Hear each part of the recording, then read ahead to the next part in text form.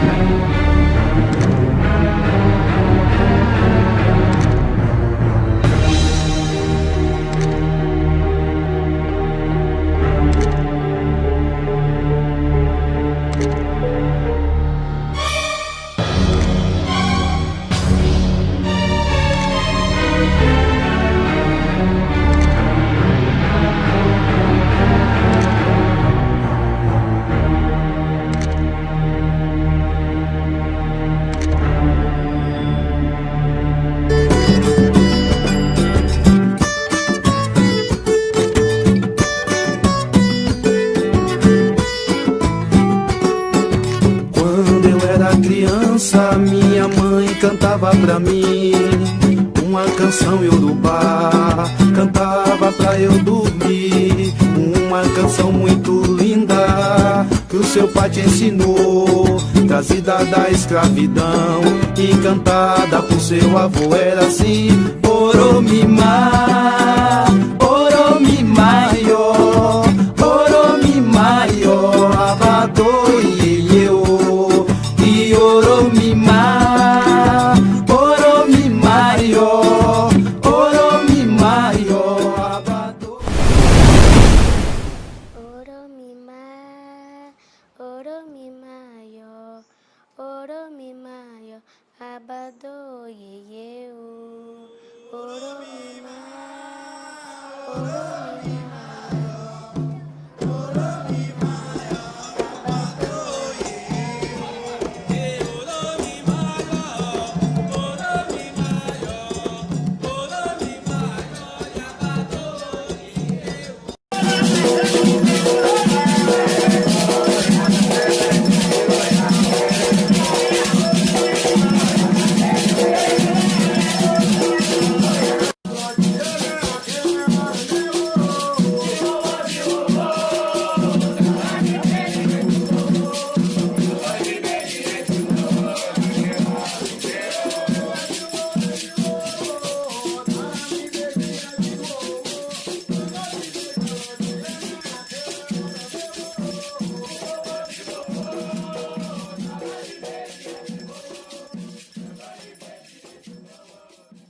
Eu acho que não existe uma regra para isso, mas eu tenho uma experiência aqui em casa. O William, por exemplo,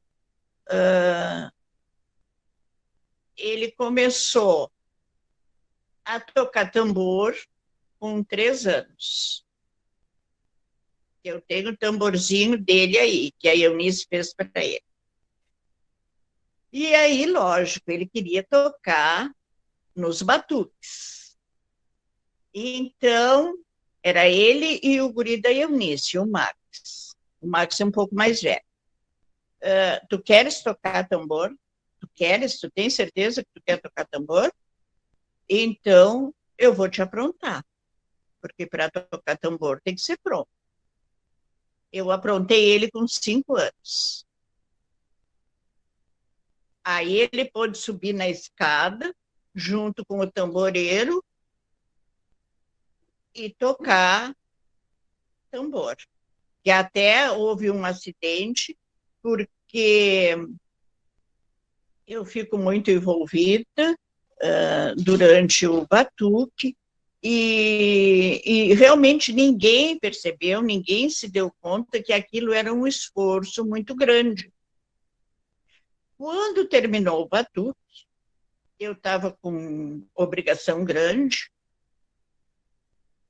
alguém me avisou, disse, olha, o William não está bem. Aí ele já estava com uns 8 anos, 8, 9 anos. O William não está bem. Ele teve taquicardia do esforço que ele fez. Peguei ele, toquei para o hospital. Cheguei lá, o médico que nos atendeu era negro. E disse, o que esse menino fez? Eu disse, ele estava tocando tambor. E o médico perguntou, que tambor? Eu disse, de batuque. Ah, então ele estava, e ele saiu dançando, o médico.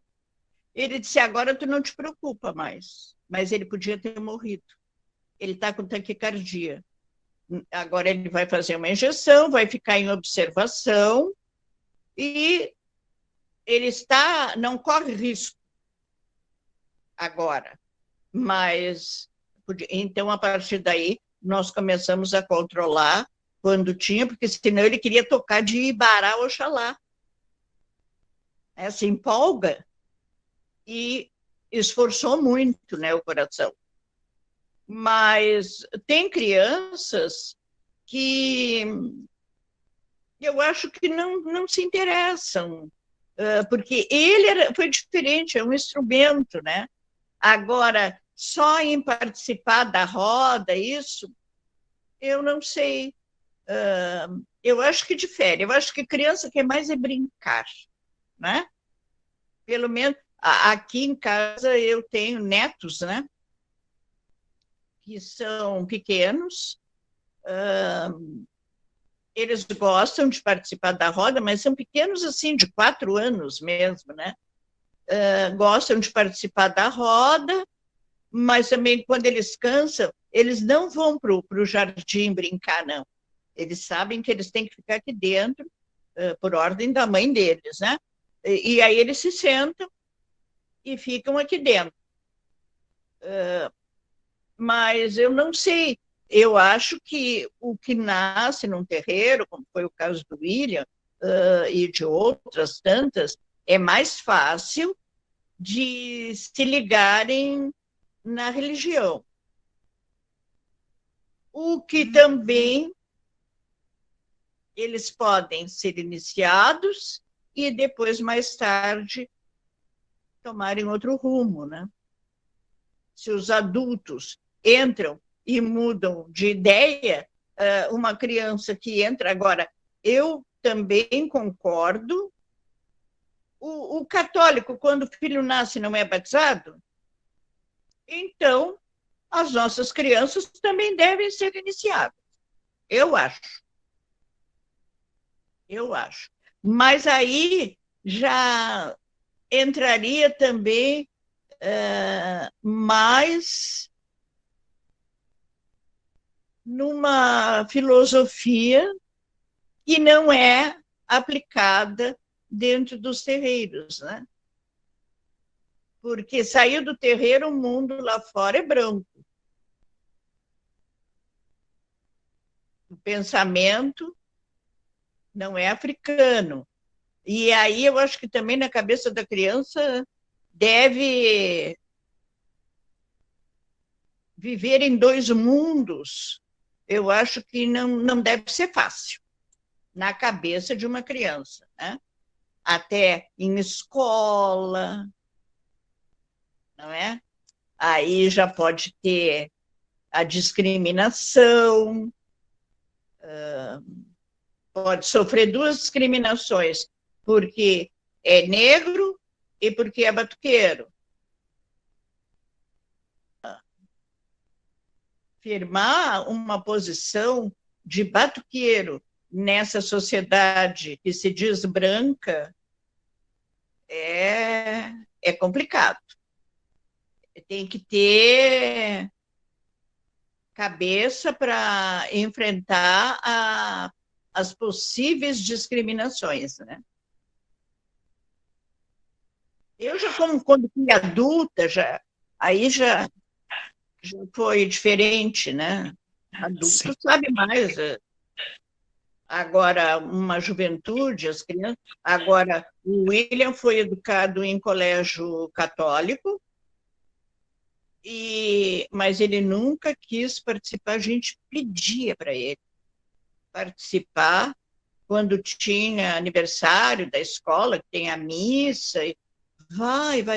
Não, não quero, não ia. Não ia. Mas aí era a opção dele, né? Assim, num terreiro que toda a família faz parte daquela tradição, eu acho mais fácil permanecerem. Agora, aqueles que os pais vão no terreiro, não moram no terreiro, não moram naquela comunidade, eles vão no terreiro, fazem parte, né? Mas não moram ali. Eu acho que é mais fácil de depois mudarem de ideia e saírem daquela família religiosa.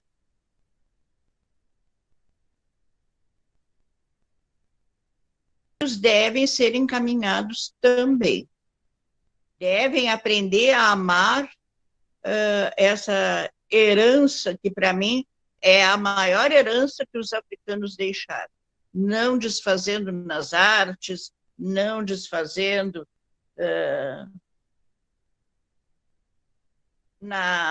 em toda a cultura que eles trouxeram para nós, mas para mim, essa é a que tem o maior valor. Então, eu acho que temos que ensinar, sim, as nossas crianças, desde que nascem, a cultivar essa tradição que é ancestral, para que eles deem continuidade. Porque é muito mais fácil o que nasceu aprender dentro do terreiro do que aquele que vem de fora já adulto. Não é? Leva muito mais tempo. Não é? Embora, por exemplo, o meu pai de santo, ele tinha 2 filhos biológicos e ele nunca iniciou eles não participavam do terreiro. Eles não participavam. O porquê, eu não sei, né? Porque eu sou daquele tempo que não se perguntava nada. Nem se olhava de frente para o pai de santo.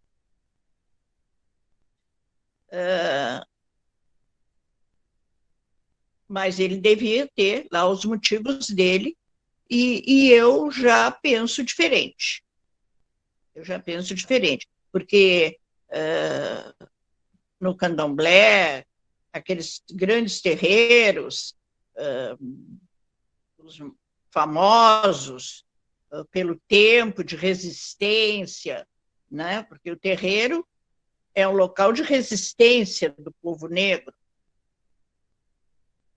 As crianças são iniciadas desde pequeno. Eu concordo com isso. Bom, boa tarde a todos. Neste domingo de frio, tá? Eu me chamo Heloísa de Ançã, tá? Eu sou do Centro Espírita de Umbanda, Cabocla Indiana e Ilê de Ançã. Tá? Sou iniciada no candomblé com fazer 30 anos, dia 4 de outubro. Tá? Criei 3 filhos biológicos, numa casa de axé, onde meu filho mais velho se iniciou aos 4 anos para Oxalá. A minha do meio se iniciou uns anos mais tarde. Fugindo à regra, né? Se iniciou para Oxum. O que eu posso dizer sobre crianças dentro de uma casa de axé, né? Praticamente eu já era de religião, era na época, né? Eu sou natural de Pelotas, eu vim morar em Rio Grande, eu estou com 54, então vai fazer 30 moro em Rio Grande. A minha casa de 30 anos fez 30 anos em março desse ano de 2020. E aí, o que ocorreu? Para cá, com outras pretensões, né? Não são nenhuma de entrar para a nação, conheci nação aqui, já trazia comigo 10 anos em banda, nessa época. E aí, eu tive, né, e 2 anos, né, antes começou a apresentar problemas de saúde, problemas de convulsões, onde ele fez um tratamento, né, e depois de 3 anos, eu fiquei grávida da minha do meio, né, que é há 15 anos. E aí, o meu babalorixá, né, através de, né, eu fui jogar búzios, né, e descobri E eu precisava continuar minha caminhada, mas que eu precisava tanto, que eu precisava iniciar em Ansan na minha cabeça. Início. E aonde eu estava grato para 5 meses da minha filha do meio. Né? E aí eu me aprontei em 9 de outubro de 1990, com 4 meses de gestação. Né? Um ano depois, meu filho não apresentava melhoras. O meu pai, né, que já fazem 2 anos e 9 meses, vão fazer, né? Muito conhecido por ter programas mais de 20 anos aqui nas rádios de Rio Grande, os programas Raiz Africana, onde está fazendo um programa em memória, em tributo à memória dele, né? Então, apresentando melhoras, o meu pai resolveu ter 4 anos de idade, né? E foi até uma história muito bonita dentro da religião, histórias muito bonitas que eu vivi dentro da religião. E, e a minha segunda filha, eu tive que fazer essa obrigação, essa iniciação, porque eu tinha saúde para gerar ela os nomes, né? Então, eu iniciei meu santo, eu raspei com ela no meu ventre. E de lá para cá, né, eles se criaram dentro da casa do axé, com os costumes do axé, que essa opção eles não tiveram de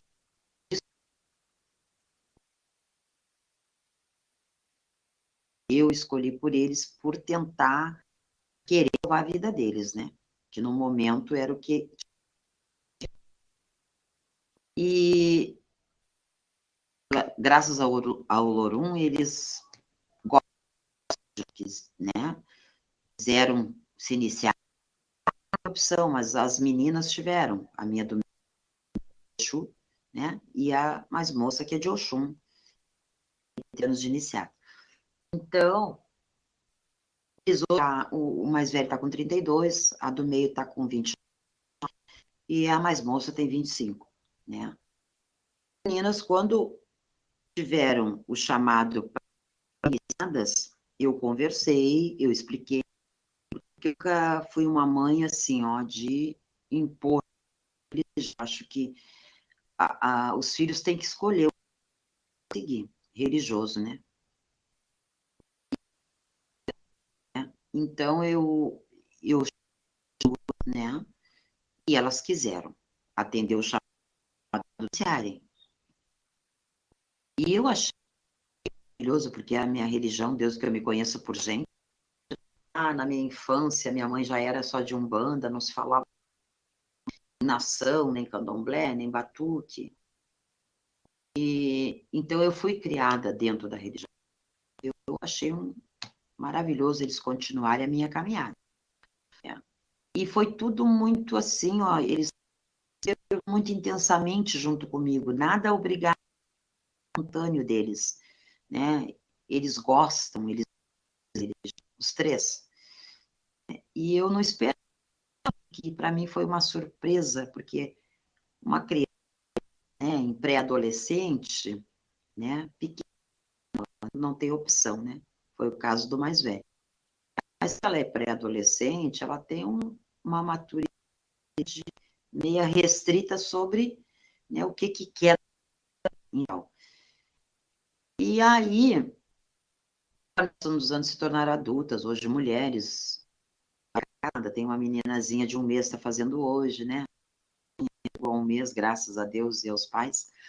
E então eu fico muito satisfeita, muito de terem seguido, né? E ter orgulho do que eles escolheram. Naquela época, né? Não tinha coisa, aliás, tinha, né? Tinha, mas não é coisa tão gritante, né? A intolerância o porquê de uma criança no axé e ser praticamente obrigada a ser de uma religião imposta à sociedade, que é o catolicismo. Eu estudei em colégios católicos em Pontos Pobres, eu acho que existe ainda, né? E era assim, ó, mito falar em religião. Então, quando tinha a disciplina, faziam questionários com a gente e perguntavam que religião tu é. E eu dizia que era espírita. Todo mundo de aula. Mas não chegavam a me agredir. Hoje existe uma agressão a crianças que são do axé. Lá, né? Aqui em Rio Grande, no Rio Grande do Sul, eu nunca vi, graças a Deus, e não vê. Mas a gente escuta muita coisa, os noticiários, todo dia tem uma coisa. Agora mesmo teve o problema da a mãe perdeu a guarda por 17 dias porque a avó supôs por uma denúncia, né? Confiada a denúncia, ela achou que a denúncia era, né? Que procedia a denúncia, coisa que não foi falado nada, né? Era tudo.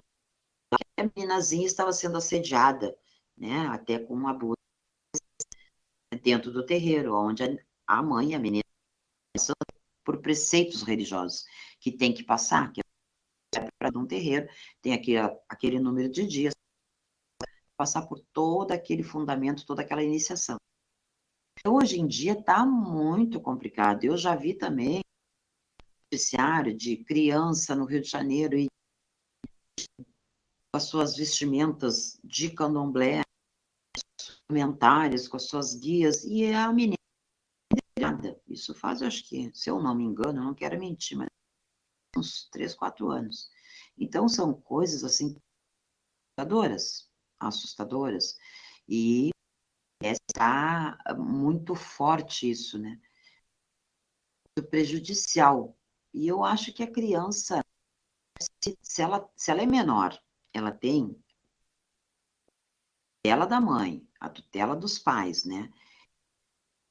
Estão convencidos, autorizando a iniciação da, né? O porquê de não aceitar, o porquê disso tudo, né? Então, na minha época, já existia isso, mas não era essa agressão como é, né? Mas eu participei de primeira comunhão, né? Fui batizada em igreja católica, né? Mesmo na minha infância, paralelo à Umbanda. Então, que as pessoas têm que procurar entender, conhecer um pouquinho nossa religião, né? Julgando, né? Por um boato, o fulano disse que a religião é do diabo, é a religião que é a religião que só faz maldade. Errado. Isso fala de quem? De quem não tem o mínimo do conhecimento. Então, é um e é um assunto que tem que ser abordado. Eu apoio, eu não tenho nenhum curso, né? Sou uma mulher simples, cursei até segunda, não tenho faculdade, né? Mas eu acho imprescindível ter disciplina sobre cultura matriz africana. Imprescindível. Para as crianças no de escolha, não é colocar a abaixo, como muitas vezes batem na nossa porta os evangélicos, oferecendo, né? Não é isso, porque a gente não bate na porta de ninguém. Nós não batemos oferecendo a nossa religião. Ao contrário, na porta pedindo auxílio, pedindo orientação, pedindo um olhar sobre um jogo de, né? Então, o porquê das crianças não terem essa disciplina para no futuro terem o a religião a qual se afiniza, a qual se sente bem, né? Eu acho que essa coisa tem que acabar. Tem que acabar. São outros, né? Nós estamos no século, né? Pelo amor de Deus, né? Chega, né? De tanta barbárie, né? De tanta injustiça, né? Tão sofrida. Nossa religião vem de um povo muito sofrido, que para poder praticar, para poder a gente cultuar hoje, farmos tudo livremente, com essa liberdade restrita, né? Vamos deixar bem claro. Eles lá atrás, nossos antepassados, sofreram muito, com suor, com sangue, né? E que chega, basta disso, né? Basta essa perseguição, eu já chego a chamar de perseguição muito grande, né? Que se torna religiosa, né? Que acham que todas as religiões podem ser aceitas africanas. E é muito errado. A história dos meus filhos foi essa, eles continuam na religião, está se iniciando lá, né? Não queria, mas é um caminho que foi chamar nesse caminho, o próprio orixá dele, né? Ele dentro da religião, né? Com 11 anos, tem outra com 1 mês, né? A de 11 anos ainda não é iniciada, né? Tendência por ser criada dentro da casa de axé, no futuro ela venha a ser iniciada, o orixá chamar, se o orixá e se bater aquela conexão com o orixá, né? Porque não dá para fazer nada forçado. Forçado. A criança tem que esperar, né? O adulto tem que esperar o orixá. É assim que funcionam as coisas, né? Não se inicia por bonito, para bonito, não. A gente geralmente é um chá faz, a gente joga um búzio e o orixá conversa. E aí se vê a necessidade, né, de uma pessoa iniciar o seu santo.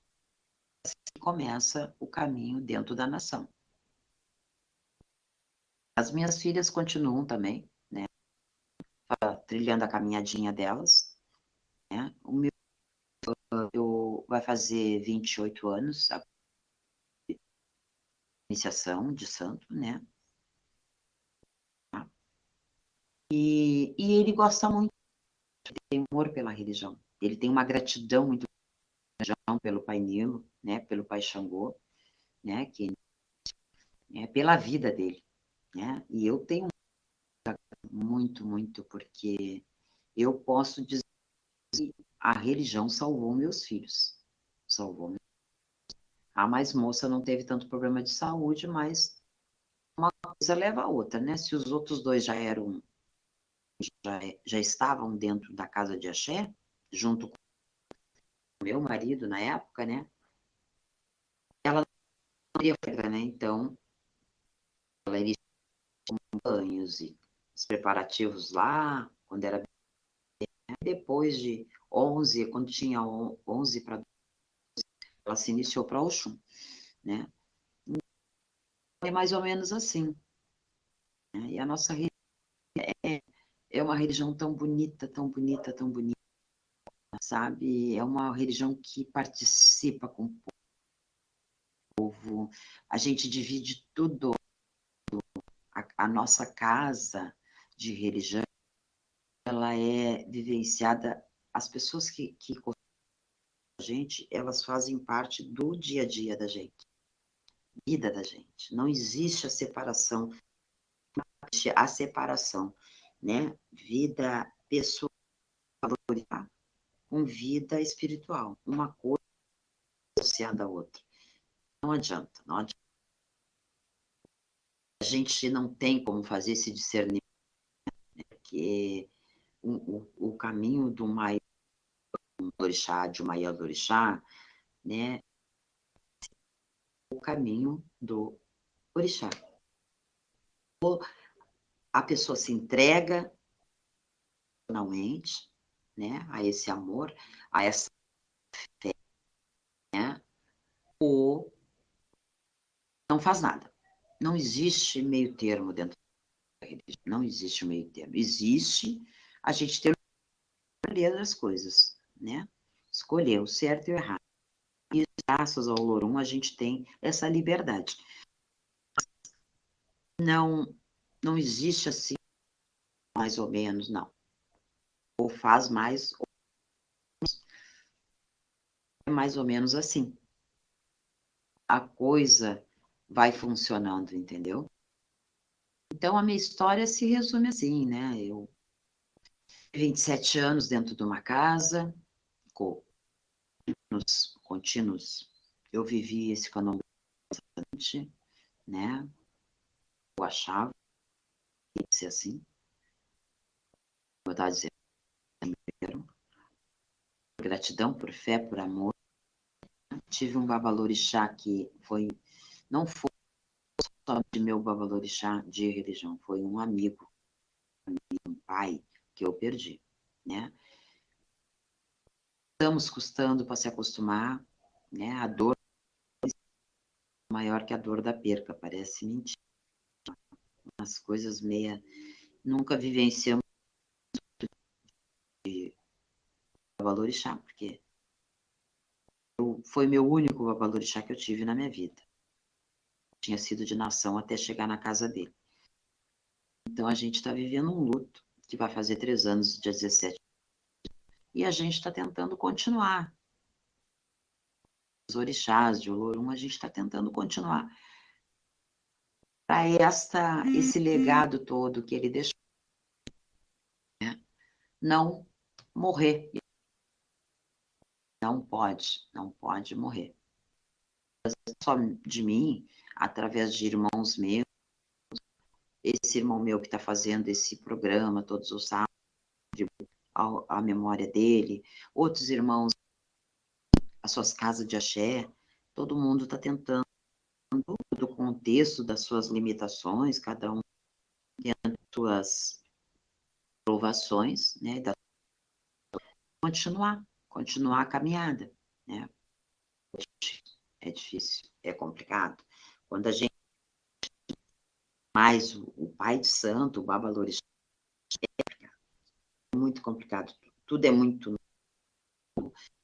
difícil de entender, leva um tempo, e a nossa religião, ela é muito tempo. Tudo é o tempo. Tem que dar tempo ao tempo. O ser humano com a dor. O ser humano se acostuma com tudo nessa vida, né? E ele é tão bem feito, ele foi tão bem emoldurado, e ele se acostuma com tudo. A gente está tentando, né, seguir em frente. Em frente. Tem uma pessoa à frente da casa, aí a Maria da Graças da Oxum, né? Ela está seguindo, a gente está, eu, particularmente, a minha família, estamos junto com ela, né, tentando continuar a caminhada que ele deixou, esse legado, que foi de 52, quando ele partiu, ele tinha 52 anos de santo feito na cabeça. Santo de Xangô. Então, a gente está continuar a casa. Eu tenho a minha casa paralela a isso, onde a minha casa agora não está se tocando, não se pode, né? Não se pode abusar, né? Mesmo que problemas dentro da comunidade da casa, com a doença, esse vírus que ela, né? A gente não pode fazer aglomeração. Então, eu não toco na minha casa lá da Iacota, que era a casa, a gente não está tocando. Não tocamos mais. Tínhamos obrigações para ser feitas, né?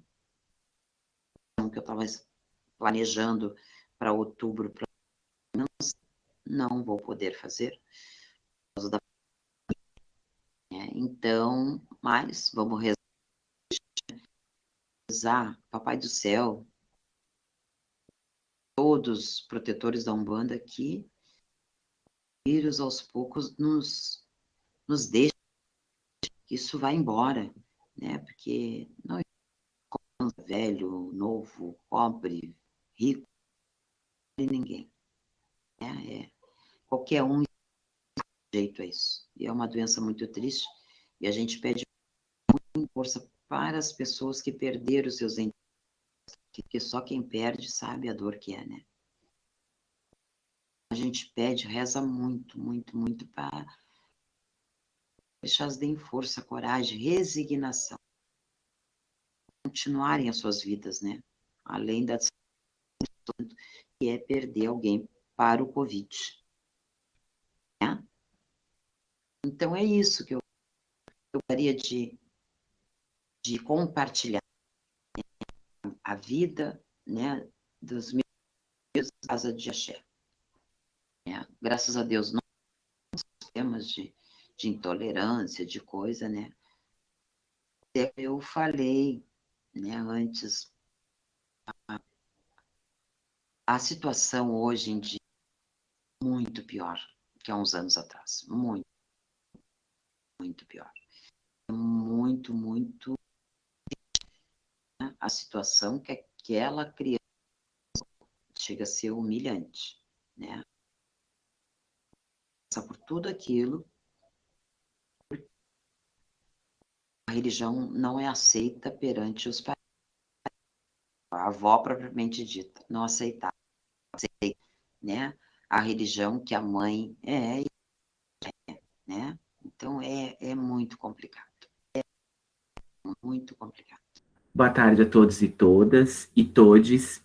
Eu sou Marcelo Studinski, filho de Xangô. Sou ebome no reino de Iemanjá, Candomblé de Xangô e Oxum, aqui na cidade do Rio Grande, terreiro da nação Angola, fundado pelo saudoso Pai Nilo de Xangô, meu baba, que hoje é dirigido pela Iacota de Oxum, que foi mãe pequena do terreiro por mais de 35 anos e assumiu a missão de substituí-lo, né, na administração religiosa do terreiro. Também sou filho biológico desta mulher, de Cota de Oxum. Portanto, fui uma criança de axé. E esse é o meu ponto de partida nesta pequena fala aqui para vocês, no sentido de que fui uma criança de terreiro, fui uma criança que, desde muito cedo, aprendeu não apenas as questões litúrgicas e religiosas, mas também o aspecto cultural que o terreiro traz. Né? E, neste sentido, não fui iniciado enquanto criança, a minha mãe teve 5 filhos e nenhum de nós foi iniciado na infância. Mas, com 14 anos, eu decidi que esta seria a minha fé, né? Que seria a forma em que eu me encontrei. E aí, a partir dos 14 anos, eu entro no terreiro e, com 18 anos, eu me inicio para Xangô. Agora, dia 30 de setembro, em nome de Xangô e Oxalá, eu farei 21 anos de iniciado, com as obrigações completas. Sou ebome, portanto, não tenho nenhum oiê, nenhum cargo de axé, mas desde sempre professei, desde sempre pude contribuir de alguma forma para a manutenção do meu sagrado. Nessa perspectiva, penso que ser uma criança de axé me preparou muito, pelo menos ser uma criança de axé dentro daquele espaço de resistência, dirigido por um homem negro, por um homem que tinha consciência política, consciência religiosa e, sobretudo, consciência racial, porque era um homem negro. Todos esses assuntos que hoje, felizmente, estão em voga, né, de luta contra o racismo religioso, contra a intolerância religiosa.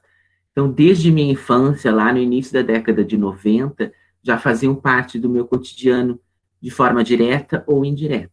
Isso me preparou muito para a minha caminhada social, né? Porque eu costumo dizer que os terreiros não são ilhas. As pessoas que fazem parte da IGBE, do terreiro, de uma casa de axé, elas transitam em outros espaços socioculturais.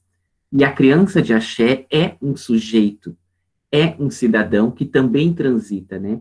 E o primeiro lugar de contato da criança de axé e da criança como um todo é com a escola. É ali que ele vai ter uma noção do que é a sociedade. E foi justamente na escola, no ano de 1992, que eu tive meu primeiro contato com a intolerância religiosa.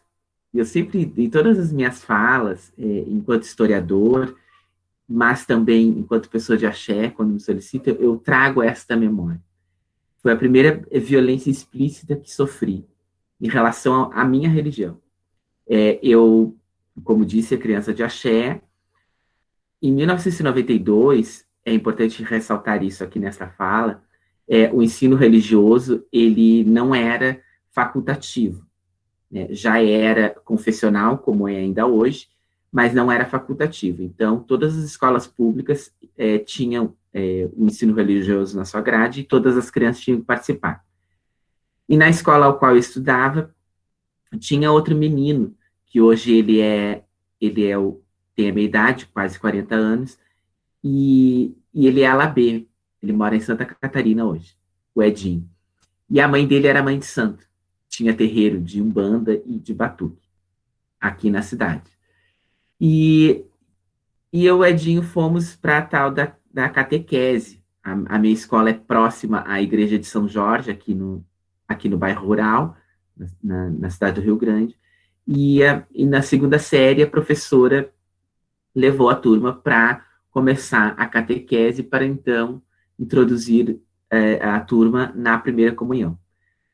Bom, chegando lá na Igreja de São Jorge, um altar belíssimo com São Jorge, eu e o Edinho, automaticamente, a gente identificou Ogum, em função do sincretismo afro-religioso, que foi uma forma de resistência negra diante da escravidão, e a gente estava inserido naquele contexto.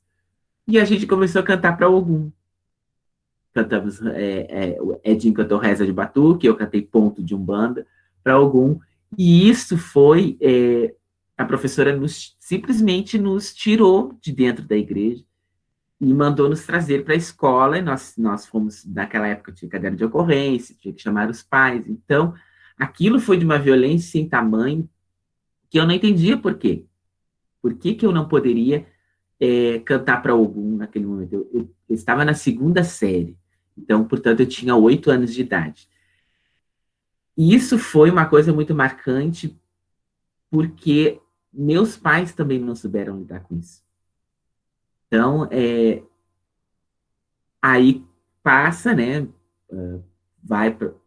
pula para os meus 18, 20 anos, e aí eu começo a ter esse contato mais político, de resistência com o terreiro, e aí eu passo a compreender que, naquele período, tem a questão do ensino religioso, ensino confessional, e a escola é um espaço de violências, né? A escola é um espaço educativo, mas é um espaço de reprodução da violência da sociedade. E isso, ao mesmo tempo, já com 18 anos, me trouxe uma força muito grande, que hoje eu sou militante, escolhi cursar História, escolhi ir para o mestrado em Ensino de História, justamente para pesquisar sobre as religiões de matrizes africanas.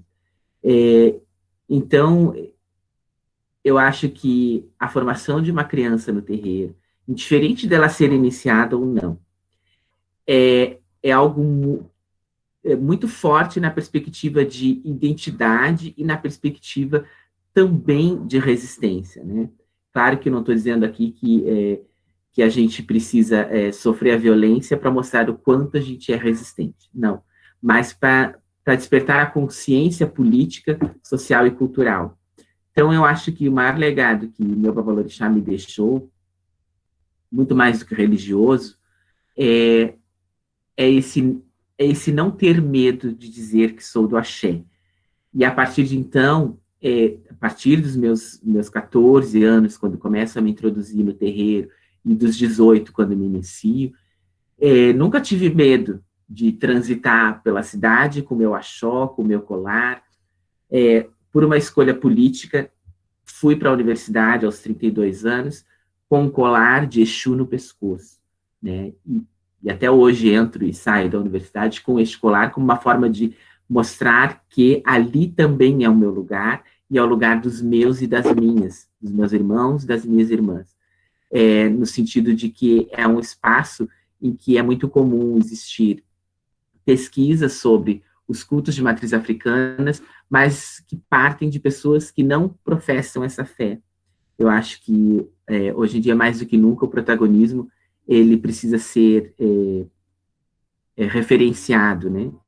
Então, eu quero me tornar um homem de axé que pesquisa sobre axé. É o meu ponto de partida, meu lugar de fala, é o meu lugar de construção. E também venho fazendo um movimento de traduzir, né? De abrir o diálogo com o pessoal do terreiro, que muitas vezes nem sabe aquilo que a universidade discute sobre os cultos. Então, no sentido de racismo religioso, foi o único episódio que me marcou, né, que me barrou de entrar em algum espaço por eu ser de matriz africana, mesmo antes de ser propriamente dito, né? Eu era uma criança de terreiro, porque meus pais eram iniciados nesse terreiro, mas não tinha a religião como uma escolha ainda. Mas isso, eu acredito que essa violência lá, nos meus 8 anos de idade, ela me fortaleceu muito no sentido de me preparar. Bom, é isso que tu quer? E aí, quando eu disse para vocês no início dessa fala, que com 14 anos eu decidi que o candomblé seria a minha religião, de alguma forma, aquela violência me preparou para compreender. Isso não quer dizer que em outros momentos da minha vida eu não possa ter me deparado com alguma discriminação, com algum outro episódio. Mas este é o que mais me marcou, porque ele me barrou de entrar num espaço. Com a minha cosmovisão, ainda que criança, ainda que de forma inconsciente, eu já tinha uma cosmovisão pautada dentro de um terreiro. Eu tinha uma cosmovisão que me foi ensinado que São Jorge e Ogum convivem muito bem, mas que uma criança de axé não pode conviver bem dentro da escola. Né? E uma criança de axé, uma criança gay, porque sou homossexual. Então, todas essas diferenças, elas acabaram me fortalecendo para que hoje eu possa ser este ser político, este ser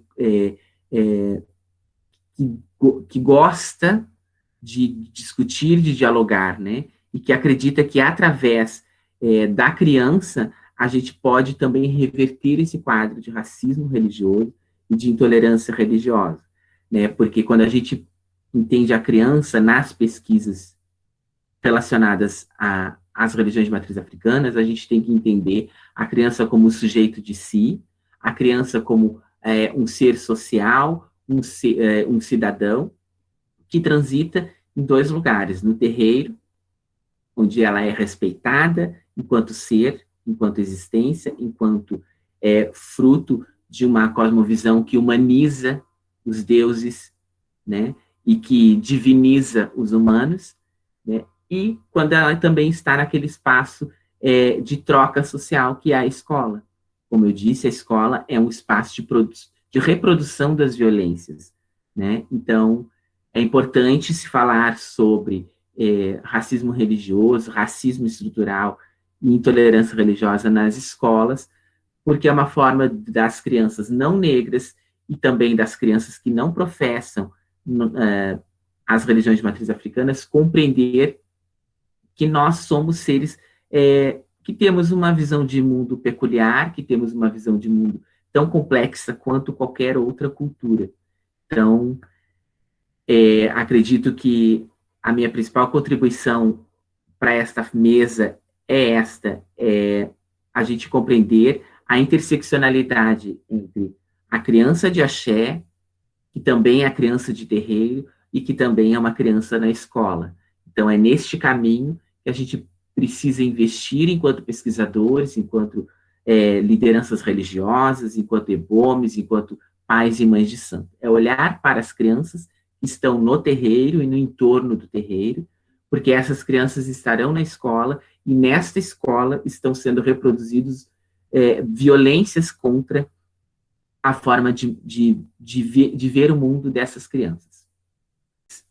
Relacionadas não só a crianças, mas a todo o povo de axé, tem uma fala do historiador e também babalorixá, Luiz Antônio Simas, que me marca muito, e eu até deixei ela reservada aqui. Nunca houve guerra religiosa em que se massacraram milhões de seres humanos em nome da fé nos encantados, nos caboclos, nos orixás. A flecha de caboclo nunca foi mortalha dos homens. Nós apenas batemos tambor e dançamos. Não morremos ou matamos por causa disso. Nós divinizamos os humanos e humanizamos os deuses para construir uma civilização amorosa e festeira. Luiz Antônio Simas. É nesse lugar de fala que é importante as discussões desta mesa e de outras mesas que o programa está abrindo para discussão com lideranças religiosas e também com pesquisadoras e pesquisadores. Por quê? Porque falta uma compreensão da sociedade de querer encaixar o candomblé, o batuque, a umbanda, num modelo estático de religião. E isso não existe, né? Há um movimento forte, Brasil inteiro, ao qual eu participo de alguns deles, e também costumo trazer para o diálogo, que é uma mudança na perspectiva epistemológica, de pensar o candomblé, de pensar o batuque, de pensar a umbanda. As pessoas tentam colocar nesse lugar estático, e aqui eu estou me referindo estritamente a pesquisadores que não professam a nossa fé.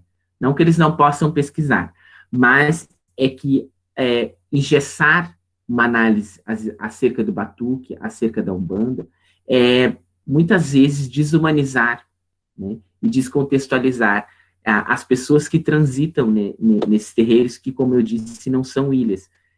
Neste sentido, em que Luiz Antônio Simas diz que divinizamos os humanos, a gente está falando de ancestralidade, no sentido não de idolatrar alguém, mas no sentido de preservar a memória ancestral, né? Hoje, fazem quase 3 anos que o meu pai de santo morreu, mas ele permanece em mim toda vez em que eu visto o meu axó, em que eu coloco meus colares, em que eu estou diante seja de um afiliado de religião, seja de uma pessoa que bate a minha porta na perspectiva religiosa, ou seja das pessoas que querem discutir sobre o candomblé.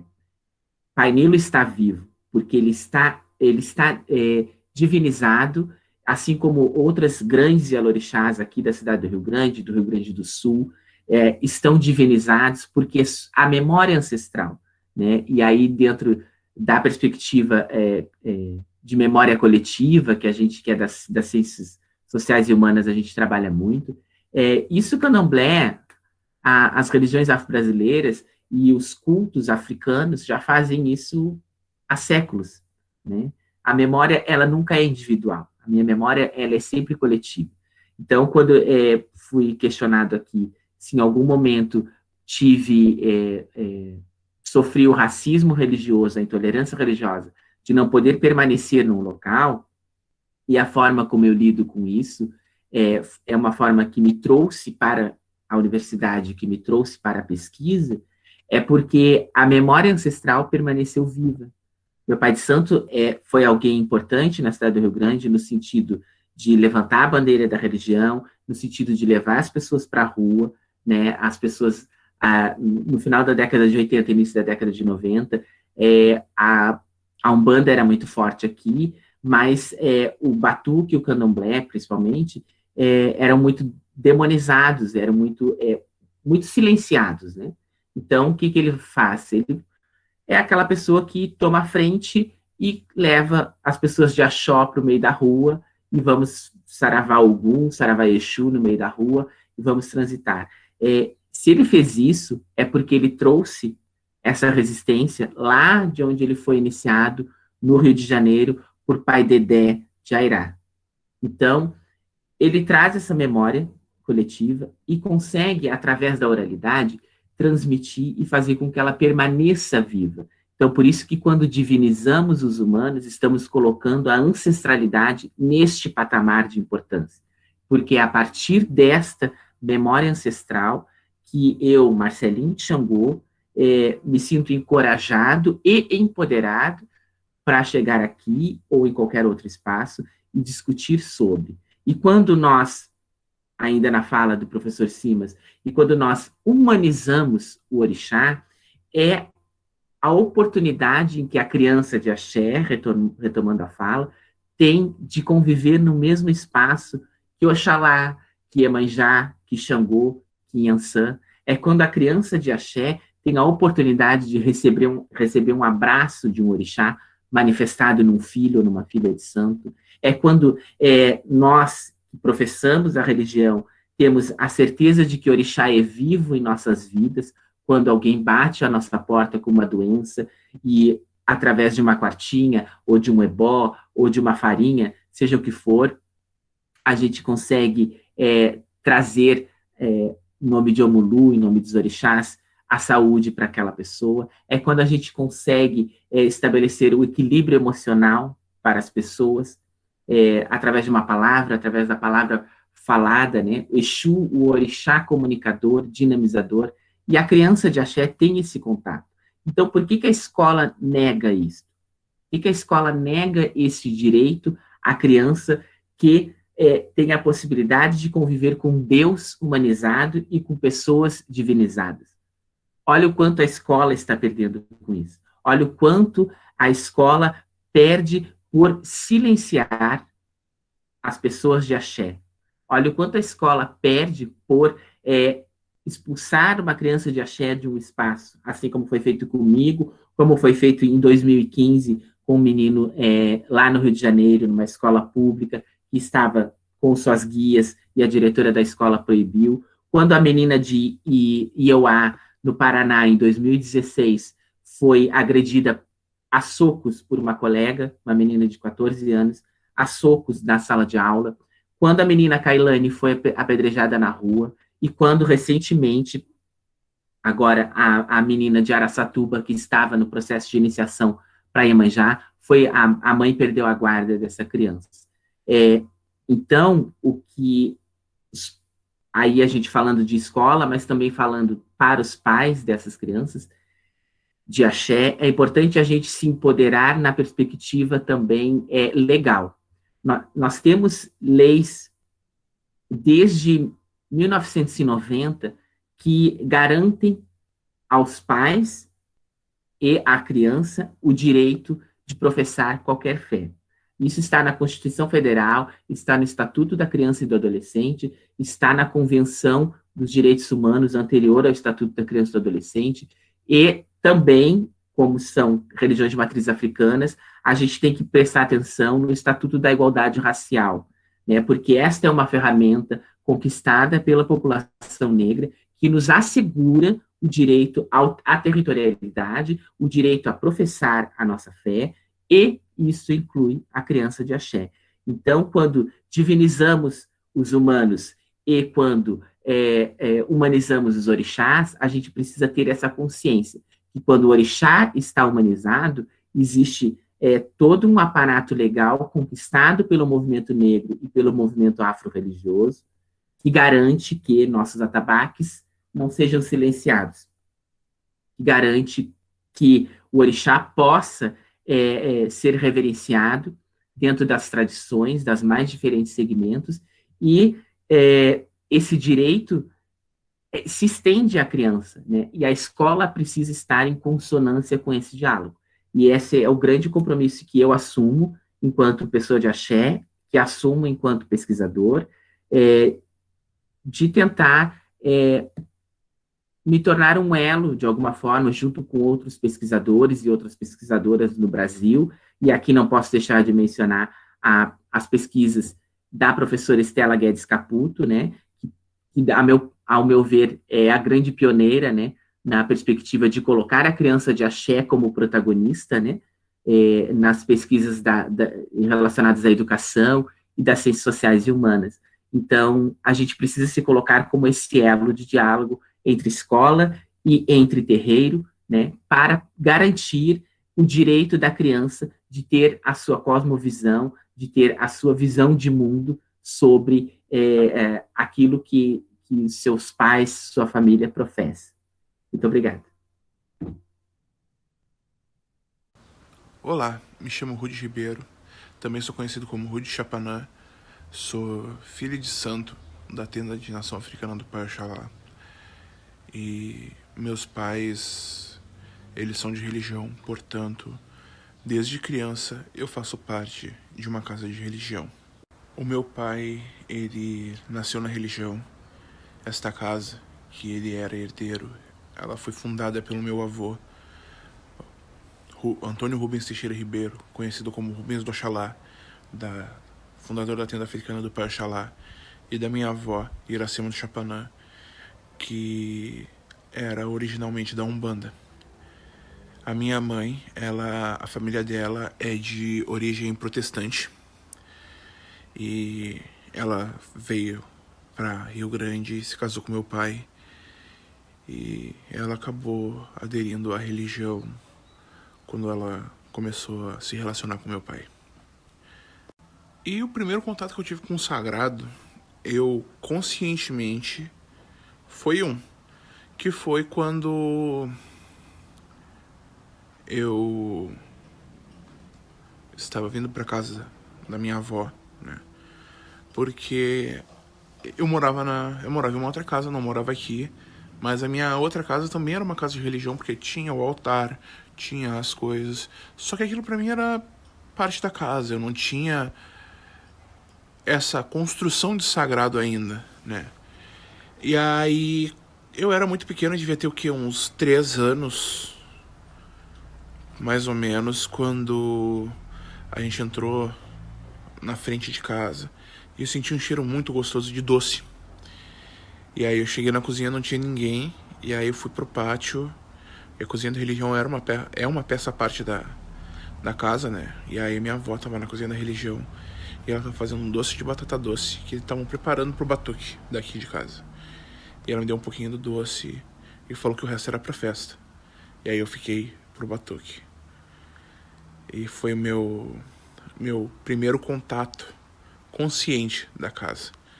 Eu também tive um contato inconsciente, que eu nasci no dia 5 de março. No dia 8 de março, o meu pai se mudou para casa onde a gente morou durante toda a minha adolescência, né? Minha infância e adolescência.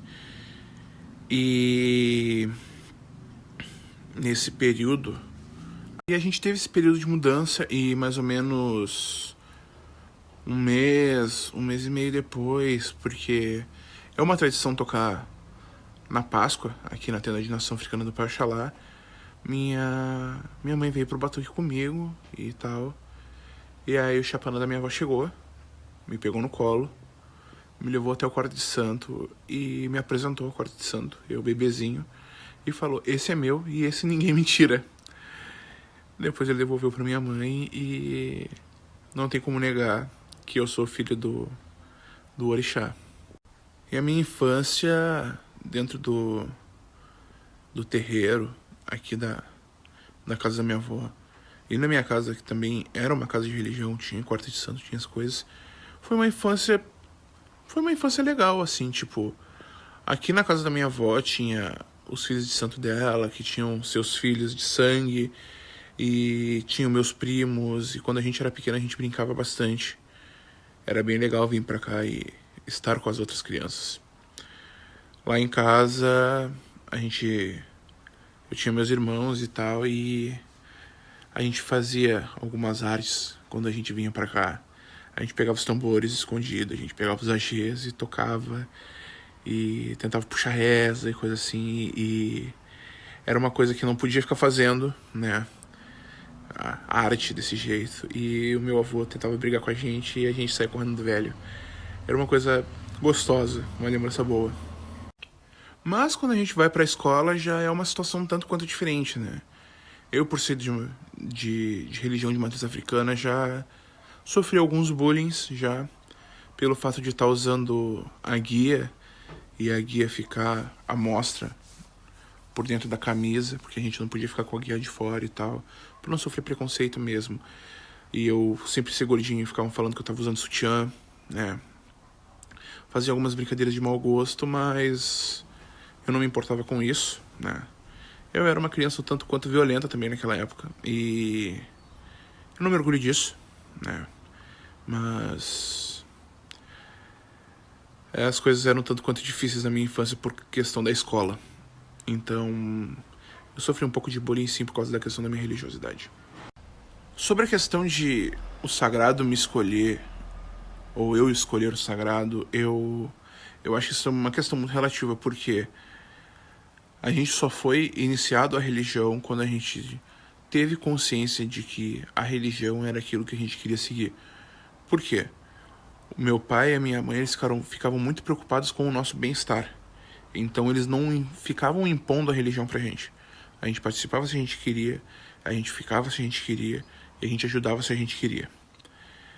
Tanto que a gente teve a liberdade de escolher a nossa casa de religião e a nossa religião. Porque, de acordo com a vivência deles, já houve fato de filhos que entraram para a religião porque os pais ordenaram, e depois, quando os pais faleceram, os filhos abandonaram a religião. E eles não queriam isso. Eles queriam que a gente seguisse com a casa e seguisse com as regras da casa, né? Seguisse com os preceitos da casa. Então eles foram muito liberais com a gente em deixar que a gente escolhesse quando e como a gente seria iniciado. E isso foi uma coisa que eu quero levar para os meus filhos e para os filhos dos meus filhos. Eu quero que eles tenham a noção de que a religião e a religiosidade, praticar a ancestralidade da religião de matriz africana, não seja algo que prenda eles, mas seja algo que seja libertador. Então eu não vou impor a minha religião aos meus filhos de sangue, nem aos meus netos, nem a qualquer outra pessoa que eu tenha um vínculo sanguíneo para falar, não, tu tens obrigação de seguir isso daqui. Porque na realidade, né, por mais que o Odu, o caminho da gente já esteja descrito e a gente tenha que seguir ele de acordo com a nossa crença, eu acredito que a gente tentar ceifar o direito de escolha da pessoa seja algo arbitrário e totalmente antidemocrático. Por mais que as pessoas ficam falando que a nossa religião é uma religião de preceitos antigos e de tradições antigas, a gente não deve interferir no caminho de ninguém. E cada um escolhe seu caminho. Eu fui iniciado quando eu tinha 14 para 15 anos, junto com meus irmãos de sangue, no caso. E foi uma iniciação boa. Foi uma iniciação tranquila. Foi um tempo de resguardo muito proveitoso naquela época. E o legal de ter sido iniciado no terreiro e ter crescido no terreiro desde pequeno é que a gente tem um outro tato com a religião. A gente tem uma visão um tanto que mais crua da religião do que uma pessoa que ela veio depois a conhecer ela e ser iniciada dentro do povo de matriz africana. E é uma visão singular. É uma visão bem singular, porque quando tu cresce e tu vê a religiosidade como ela é, tu não cria preconceito para com ela. E eu acho que é esse a grande diferença entre crescer na religião e tu ser chamado pela religião. Tem várias memórias marcantes, assim, de estar crescendo dentro da religião. Tipo, no período de batuque, tu vinha pra cá e aí tinha os filhos dos outros filhos de santo da casa, e aí tu brincava com eles, tu te divertia, tu também ficava fazendo pequenas tarefas, tipo ir na venda, trazer alguma coisa da venda, trazer alguma coisa do mercadinho. A gente fazia pequenas tarefas para ajudar na hora do batuque, descascar feijão, né, para fazer o acarajé. Muito a gente fazia isso quando era pequeno também, mas daí era mais adolescente, não era tão pequeno assim. E algumas travessuras também que a gente ficava fazendo durante o período de, de batuque, durante esse período assim. A gente fazia algumas traquinagens também. A gente estourava balão perto do vô quando o vô tava dormindo. A gente fazia algumas traquinagens aí. Era bom, era bem legal. E eu acho que esse tipo de relacionamento que a gente tinha dentro do terreiro é um grande diferencial, porque tinha muitos filhos de santo e eram muitas pessoas diferentes, de origem diferente, com saberes diferentes, e todos eles estavam juntos dentro da casa pelo propósito de estar fazendo batuque, de estar festejando pelos orixás, de estarem querendo crescer espiritualmente. E cada um dos relatos, cada uma das experiências diferentes que a gente teve, os contatos que a gente teve, e todas essas coisas agregam a gente, de certa forma. E isso é uma coisa que eu acho que só quem cresceu dentro da religião pode falar que com propriedade desse tipo de coisa, assim, porque desde pequeno tu tá te envolvendo com outras pessoas, tá te relacionando com outras pessoas, né?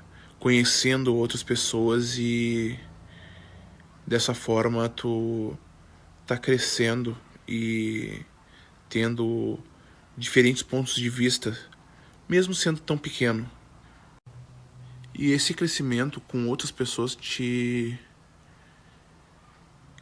deixa, de certa forma, mais preparado para conhecer outras pessoas e conhecer outras realidades quando tu for um adulto, né? De certa forma, tu aprende a lidar melhor com as pessoas, porque tu vê pessoas diferentes lidando com os seus parentes, lidando com outras pessoas, conversando com outras pessoas, e tendo... Só de observador, acaba tendo esse tato. E esse é meu relato sobre a minha infância na religião, pessoal. Um abraço fraterno a todos. Axé pra vocês. E nos vemos por aí. Abraço. Eu sou a Marcele, eu tô aqui para fazer um relato para vocês sobre como foi, para mim, crescer no contexto da religião, né? Eu sou daqui de Pelotas, nascida e criada aqui, e sou praticante da Umbanda. Eu digo que desde sempre, desde que eu nasci, tenho 25 anos, mas eu sempre digo que desde que nasci, porque a minha relação com a terreira sempre foi muito forte desde bebezinha, né? Mas como praticante mesmo, em desenvolvimento, há um pouco mais de um ano. Os meus pais biológicos, eles sempre estiveram dentro desse contexto da religião, desde que eu nasci, eu acho, talvez muito antes. A minha mãe, ela é umbandista há mais de 30 anos já, e o meu pai, ele é tamboreiro, né, e fez o desenvolvimento dele, fez o preparo, né, o apronte dele pela nação. Então, os meus pais têm práticas diferentes, mas de forma geral eu sempre fui criada dentro desse contexto das religiões, né. O meu primeiro contato com o sagrado, eu digo que foi quando eu era muito... Foi antes mesmo de eu nascer, né, por toda a relação que a minha mãe teve com Cosme e Damião, né, o encerramento lá em que, na praia, né, do encerramento do terreiro na praia, em que um Cosminho deu umas conchinhas para ela e disse que ela iria precisar daquilo, e depois de algumas semanas ela descobriu que estava grávida de mim, tava me esperando. Então, eu sempre digo que o meu primeiro contato, ele é muito, muito, muito anterior ao que eu vivo hoje, né? Então, eu sempre, enfim, sempre tive envolta a prática, né, da Umbanda dentro da terreira, desde bebezinha. Acostumada a dormir nos bancos da assistência, a batucar, aprendi a falar cantando os pontos também, né? Então, sempre muito apaixonada pela gíria de Cosme e Damião. Então, esses foram os meus primeiros contatos, assim. Eles são... Eu até nem tenho muitas memórias, assim, destes momentos, mas eu sei que eles aconteceram há muito tempo atrás, porque a gente tem algumas fotos, alguns registros, enfim. Então, eu conheço essa história, porque ela é minha, né? Mas não tenho tantas memórias desses marcos, assim. Quando que isso começou a acontecer? Que eu era muito pequena, né? Crescer na terreira pra mim sempre foi, hoje, mais do que nunca, tem um significado muito grande, né?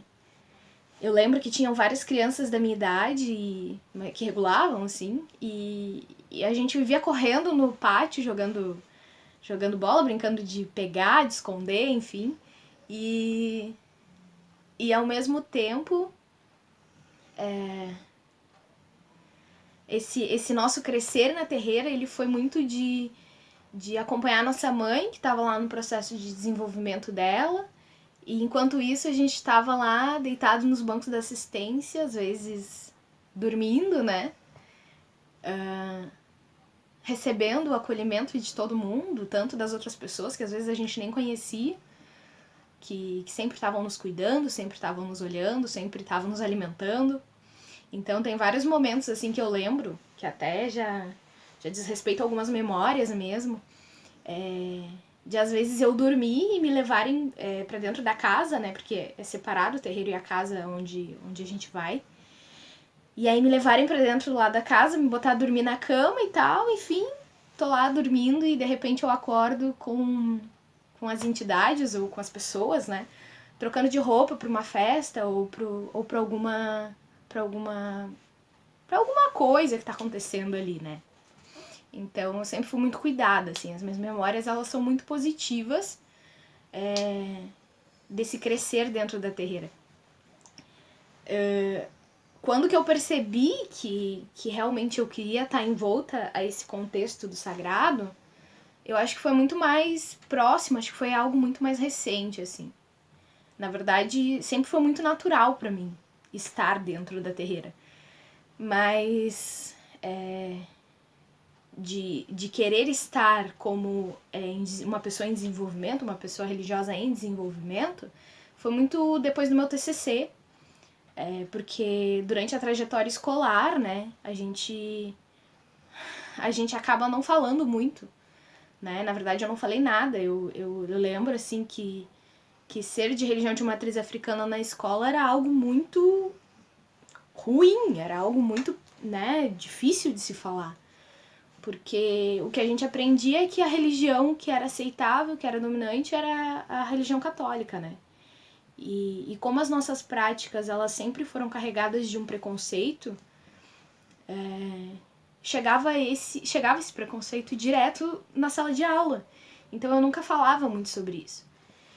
E quando eu comecei a falar sobre isso, que foi basicamente na minha formação na universidade, foi quando eu comecei a ter essa necessidade de ser realmente uma praticante em desenvolvimento, né?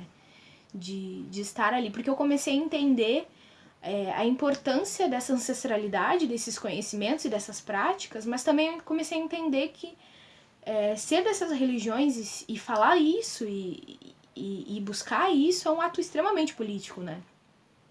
De posicionamento mesmo, que vai contra uma lógica hegemônica, assim, uma lógica de opressão mesmo. As grandes influências que eu percebo disso tudo pra minha vida é que na terreira a gente aprende um conceito de coletividade que, pra mim, pelo menos, pode ser algo pessoal, não sei, mas que pra mim eu acho que rege todo o meu olhar sobre o mundo e as minhas práticas, assim. Essa necessidade de construir uma ideia de coletividade, de construir um diálogo, de construir uma identificação, de construir uma rede nas coisas que eu faço, né? Esse cuidado que eu vivi dentro da terreira, ele foi indispensável para minha formação e para todo o resto, assim. Porque eu percebo que eu tento propagar o tempo todo, ou pelo menos em grande parte do tempo, né? Esse cuidado, esse acolhimento que eu tive durante a minha infância e também agora durante a vida adulta, né? E sim, isso modifica completamente a relação com o sagrado, porque a gente consegue entender o quanto, pra mim, por exemplo, é importante saber no que acreditar e ter uma relação próxima com a religião, né? Então, eu sempre digo que a religião, ela muda completamente o nosso olhar sobre o mundo e quem a gente é. Porque, enfim, o sistema que ela nos causa e os efeitos disso, eles são muito maiores do que a gente, né?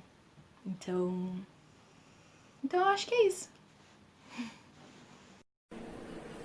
Meu nome é Alessandra Arduin, eu sou de Pelotas e hoje eu moro em Salvador, Bahia. Meu pai tinha terreiro em casa, na nossa casa. A minha mãe não é da religião, minha mãe é de religião católica. Então nós tínhamos duas religiões na nossa casa. O primeiro contato que eu lembro de ter, assim, consagrado foi justamente quando a gente foi numa procissão.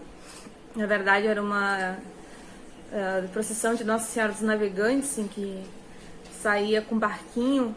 E aí, naquele momento, eu chamei a minha mãe, eu era pequena ainda, eu chamei a minha mãe e falei: olha, mãe, tô vendo ali, tá vendo que tá chegando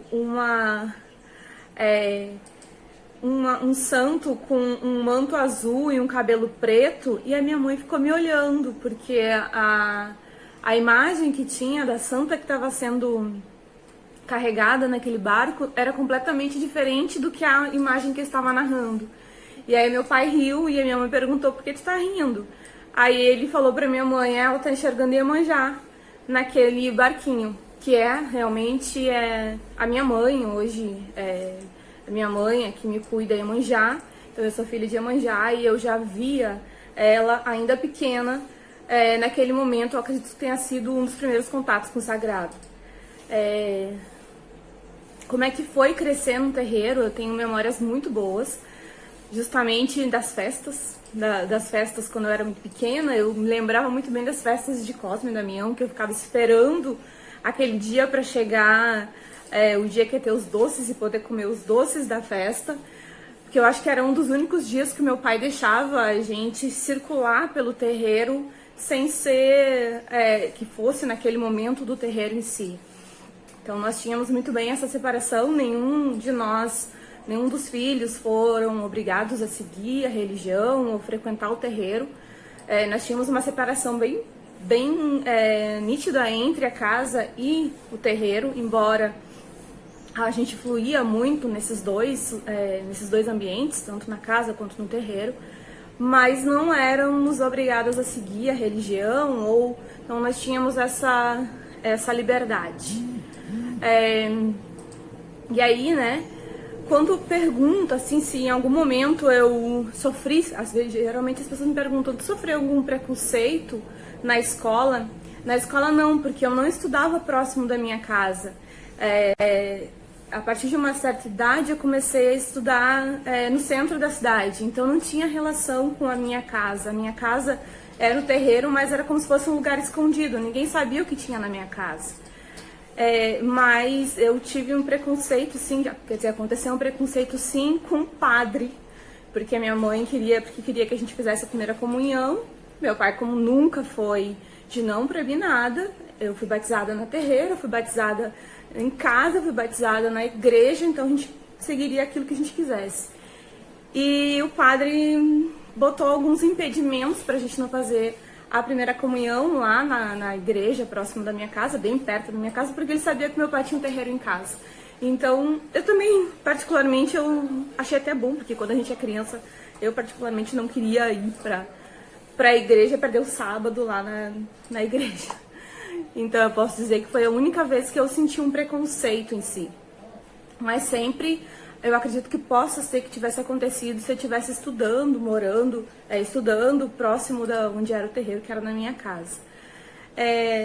Eu não fui iniciada, eu nunca fui iniciada no terreiro. Eu saí de Pelotas logo que logo que me formei na faculdade, vim para Salvador. E eu não fui iniciada no terreiro, nem lá, nem aqui. Aqui em Salvador eu frequento um centro espírita. Fiz todo o curso no centro espírita, que tem alguma linha ainda, um pouco ainda umbandista, mas é um centro espírita.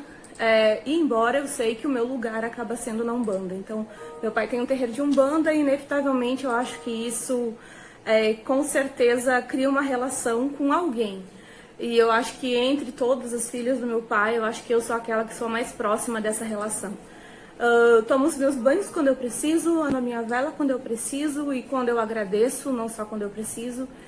E eu acho que essa é a diferença, sim. Faz uma diferença, faz, mas cada um vai seguir o caminho que o coração mandar e que o destino, eu acho que o destino da gente já tá um pouco relacionado com o que o meu espírito necessita nesse momento. E é isso, eu agradeço muito de ter nascido na família que eu nasci, no local em que eu nasci. Eu acho que esse conhecimento faz com que a gente defina para onde a gente quer seguir o nosso caminho. E às vezes a gente pode até lutar contra, de não querer seguir esse caminho, mas inevitavelmente quando a gente olha, a gente está caminhando em direção a esse centro, a essa religião, a Umbanda. Então não tem como fugir. É aquilo que é o teu coração e aquilo que tu precisa e que tu vai ter que desenvolver num determinado momento. História, né? Crescendo dentro da tradição, né? Meu nome é Carlos Eduardo. No mundo eurocêntrico, meu nome é Carlos Eduardo Padilha Lúcio. Dentro da religião, sou Babalorixá, Eduardo de Oxalá Guiaindê. Fui criado, nasci dentro da religião de matriz africana. Meu primeiro contato com a religião, acho que foi após o meu nascimento, ser apresentado aos orixás na casa da minha avó, a qual, com o passar de alguns anos, se tornou-se a minha Ialorixá. Onde, quando criança, que eu tenho por memória, meus 4, 5 anos, né? Eu chegava na casa da minha Ialorixá, que era minha avó, e a gente tinha que cumprimentar o Lodê, e muitas vezes ela estava na porta, assim. Então, a educação do povo de matriz africana começa desde o crescimento, né? Então, eu chegava a querer cumprimentar ela, porque ela estava no portão tomando um solzinho, como se dizia os antigos, né? E ela dizia, não, nem fala comigo, primeiro vai lá cumprimentar o Lodê, que é o primeiro orixá da entrada da casa, o Avagã ali, e depois tu vai cumprimentar a mãe Ança lá no quarto santo e depois o Congã. E isso foi a forma de educação que ela nos passava e também é a forma de educação da tradição africana, a qual eu fui iniciado na nação Jeje, né? Jeje Vodun Nagô, pela minha Ialorixá, na cidade de Rio Grande, RS. Hoje, com 41 anos, sou um sacerdote, né? Um babalorixá. Um pouco dos relatos da minha vida religiosa agora, eu vou contar para vocês. Quando criança, lembro das obrigações da casa da minha Ialorixá, onde eram feitas sacralizações aos orixás, né? Se cortava para poder se alimentar, né? Devido à tradição, nós temos um caminho e dentro dos preceitos que nós temos que obedecer até uma cadeia alimentar, aonde se oferece aos orixás cabritos, cabras, carneiros. De tanto em tanto tempo, de 4 em 4 anos, nós temos que ingerir essa carne sacralizada. Por isso, da imolação, né, o corte, dentro da tradição africana e dos costumes africanos. E, dando o decorrer disso, começamos a crescer e ter aprendizagem, aonde quando criança segurava a pata dos animais, né, para os mais velhos fazer a limpeza, né, a higienização, retirar o couro, separar as carnes para nós podermos alimentar. E isso foi tudo aprendizagem. Tudo aprendizagem. E assim foi dando continuação, aonde a gente começou a preparar G1s, que significa em Yorubá a comida, né, para ofertar aos orixás. E assim foi dando consecutivamente o crescimento, o desenvolvimento, onde a gente fazia o abadô, que é o milho torrado, para torrar, para oferecer ao orixá Exu, o senhor do caminho, da comunicação. E assim por diante, aprendendo a fazer os bifes cebolados para o Pai-Bará, o axoxó, que é o milho cozido para Ogum, né? As batatas doce frita para Manhãçã, o amalá para Xangô, o aluá para Xangô, a carne de porco preparar para Odé, o senhor da caça, né? E da fartura, à frente para Manhobá, à frente para o Pai Ossanha, fazia o zopeté, o ajapá, que é a tartaruga para ele, à frente do Pai Chapanã, da Mãe Oxum, que é a canjica amarela ou a canjica branca, ou a lelé, ou o aoro. Para os beijos fazia uma lá de quiabo. Para Iemanjá, canjica branca com salsinha. Para o Pai Oxalá, canjica branca com mel. Então, tudo isso é para o desenvolvimento de uma casa de matriz africana. Hoje, eu, como babalorixá, tenho responsabilidade com o Iaôs, pessoas iniciadas na tradição africana. Então, assim foi decorrentemente os princípios de iniciação. Bom, então, dando continuação, né? Com o meu crescimento, né? Um dia fui consagrado, né, pelos orixás a ser pai de 3 filhos biológicos, que no caso são 2 meninos e uma menina, né? E seria Jonathan, Jean e Niara, né? Hoje, o Jonathan com 19, Jean com 14 e Niara com 7. Aonde são criados também dentro da tradição de matriz africana. Ainda só a Niara que é iniciada. Foi iniciada com Mieró já, né, que seria o sangue vegetal. Aonde ela é consagrada já pelo orixá. Os outros demais ainda não foram iniciados, mas já estão sendo encaminhados para isso. O crescimento deles também é dentro da tradição de matriz africana. A importância para nós, que é da tradição africana, é os nossos filhos darem continuidade, é o meu sonho, é a cultura que eu acredito, é a cultura que eles acreditam. Nada forçado, somente são criados. É o costume familiar, é o costume, por isso, tradição de matriz africana. É a nossa tradição africana. E aí, quando eu fui iniciado, quando criança, também eu não fui forçado pelo meu pai, nem pela minha mãe. Eu me encontrei ali dentro da religião. E aí resolvi me iniciar. Quando criança, fiz o Mieró com a minha mãe de santo, que era minha avó. Que fazer o Mieró é para a gente ter cuidado pelo orixá. É um batismo, assim como as outras tradições que existem, de religiões, né? o batismo é o mieró, o sangue vegetal, as ervas maceradas. E assim consecutivamente, meus filhos também foram, né, batizados. Precisa se seguir alguns preceitos. Não usar mais o sabão de coco na cabeça e nem o sabão da costa. Mas não altera nada na vida da criança.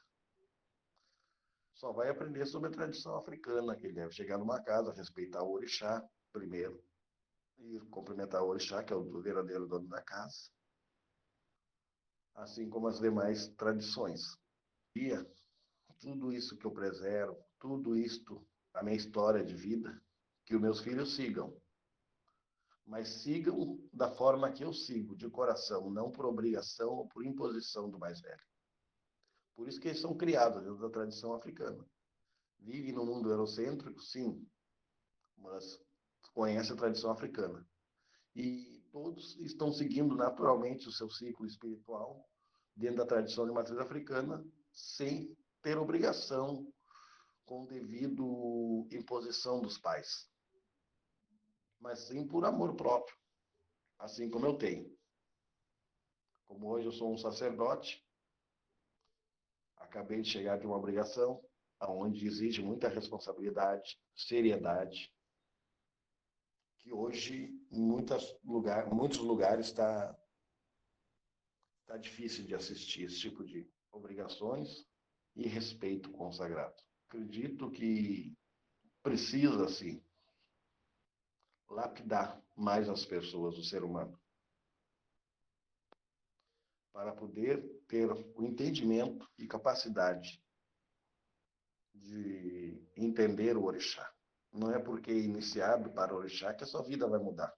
Eu tenho toda uma vida no mundo eurocêntrico também. Eu trabalho no emprego, tenho meu salário, minha renda física, uma renda fixa, tenho compromissos no mundo eurocêntrico, responsabilidade com meus filhos biológicos, aonde me deu base para o dia eu assumir o cargo de ser um sacerdote, para poder dar iniciação aos Iaús, que são os iniciados, que seriam chamados de filhos do santo,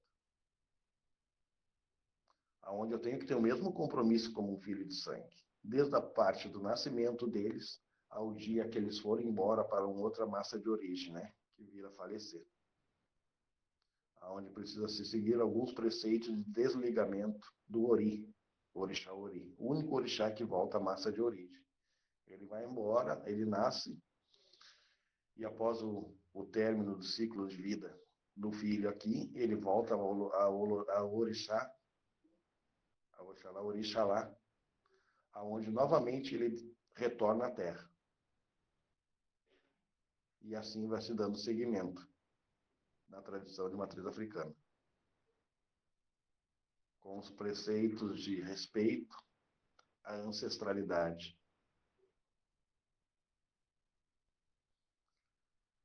É preciso, sim, ter muito entendimento e ter uma visão africana dentro do preceito da religião de matriz africana. Pois se misturar o preceito do mundo eurocêntrico, muita coisa é distorcida. Eu acho que isso precisa ser muito bem lapidado, para o entendimento que seu orixá está ali, mesmo que você não veja, mesmo que não sinta. Seu orixá, viver para o orixá, é se dedicar intensamente, compreender as suas virtudes, as suas falhas, sem culpá-lo. A minha forma de pensar, que eu fui criado, era essa. Eu era um menino muito jovem, venho de uma família de classe muito baixa, aonde esperava muitas vezes a minha orixá, minha mãe de santo, chegar, né, na casa dela, para comer alguma coisa, ou a minha própria minha mãe de sangue, né? Yolanda Padilha Lúcio, de Ogum, e meu pai Luiz Carlos Goulart da Trindade, que são meus pais biológicos. A minha mãe, Yolanda Padilha Lúcia, era minha irmã de santo mais velha.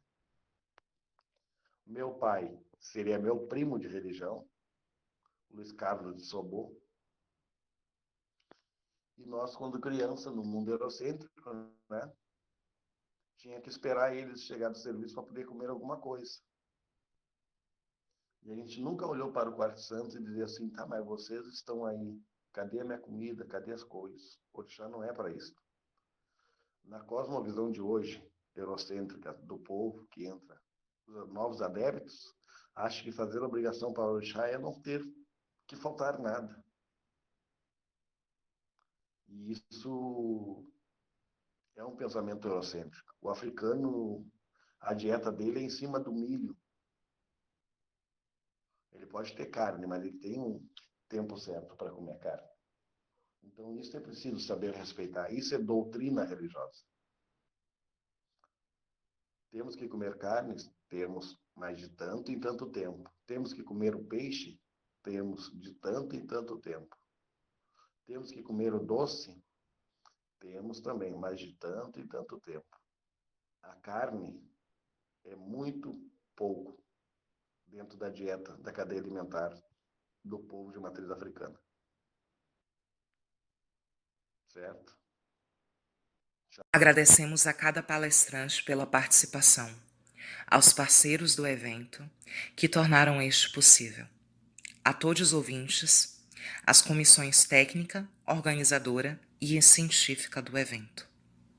Reitero mais uma vez que a presença nessa transmissão será confirmada pelo preenchimento e envio do formulário que está disponível no site do evento. Gostaria de agradecer muito por ter nos ouvido até aqui e gostaria de desejar um grande abraço. Espero, de todo o meu coração, que tenham apreciado tanto quanto nós ao fazermos essa mesa. Cantava quando era criança, fiquei homem, eu não me esqueci. Aquela canção Yorubá que não sai de dentro de mim, é assim, Oromimá.